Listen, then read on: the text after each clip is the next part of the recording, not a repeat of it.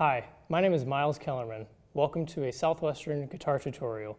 Today we'll be covering Carcassi's second Etude from his Opus 60 collection.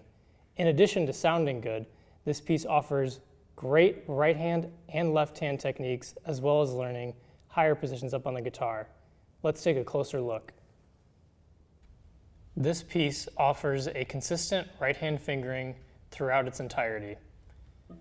For this guitar tutorial, I will be using the right hand fingering of P, I, M, A, M, I, M, I, as shown.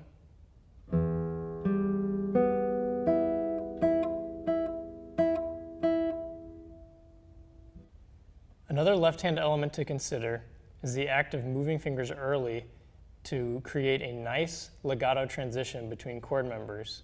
Notice in the fourth measure, as we shift from an E major chord in the fourth position to an E major chord in the first position, the second finger can be moved early to create a nice shift between these two chords, as shown.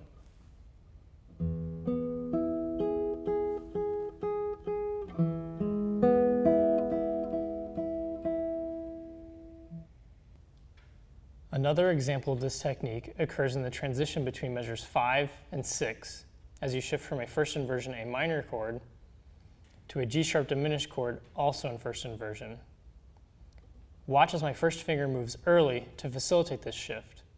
Also notice the way in which my fingers are placed in sequence for the D sharp diminished chord. This technique also makes shifting easier.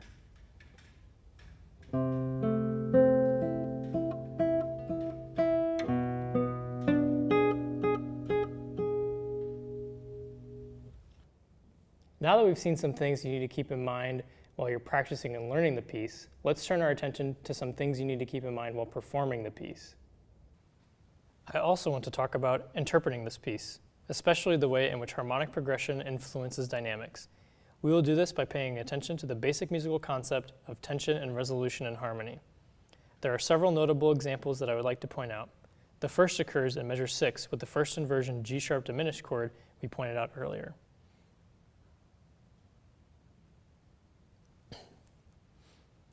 Because the G sharp diminished chord has inherent dissonance and is resolved by the A minor, it should be played louder.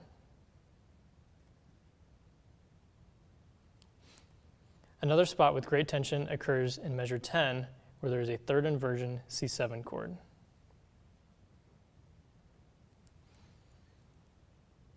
This moment has a lot of tension in it, and in fact was so important that Carcassi actually repeats the chord. These chords are part of a very dramatic section of the piece that occurs just after the double bar in measure 9. It goes all the way through measure 16 and leads into the reprise of measure 17. The whole section should be played quite loudly. You might also notice some especially dissonant harmonies in the transition between measures 15 and 16, where Carcassi uses a German augmented 6th chord.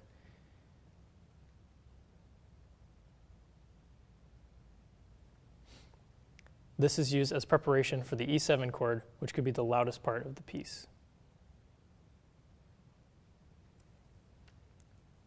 These are just a few examples of how harmony influences dynamics. Looking for these should become a common part of your practice.